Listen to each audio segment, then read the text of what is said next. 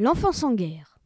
Lorsque commence la Première Guerre mondiale, l'État mobilise l'ensemble de la société dans le but de gagner la guerre avec la mobilisation des civils sous l'uniforme et la mobilisation de l'arrière pour soutenir l'effort de guerre. Politiciens, journalistes, artistes, éditeurs participent de l'élaboration et de la diffusion d'un discours patriotique et guerrier, volontiers qualifié de bourrage de crâne dès 1915 par certains soldats. Cette propagande patriotique et guerrière instrumentalise rapidement la figure de l'enfant. 3 motifs sont déclinés.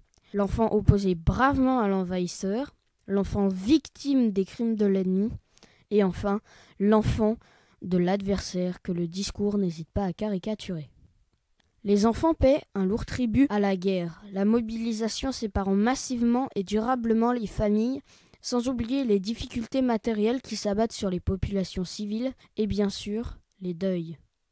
Au-delà des stéréotypes portés par les images, le quotidien des enfants nous est dévoilé par les correspondances qui permettent aux enfants et aux pères mobilisés, notamment de retisser le lien et d'exprimer leur attachement à l'absent.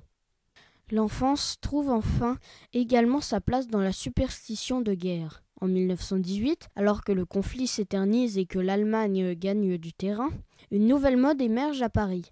On voit se multiplier 2 petites poupées de laine, Nénette et Rintintin, des fétiches censés protéger des bombardements ceux et celles qui les possèdent. Ces figurines traduisent surtout le désir profond d'oublier la guerre et donc de vivre en paix. L'enfance en guerre est une exposition conçue par Guillaume Doisy à partir d'un très grand nombre de documents d'époque. Elle comprend 35 panneaux, dont une affiche et 34 panneaux thématiques classés en 3 grands chapitres.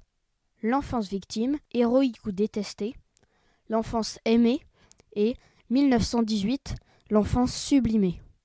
N'hésitez pas à nous contacter pour plus de renseignements et à visiter notre site pour voir nos autres expositions itinérantes à louer.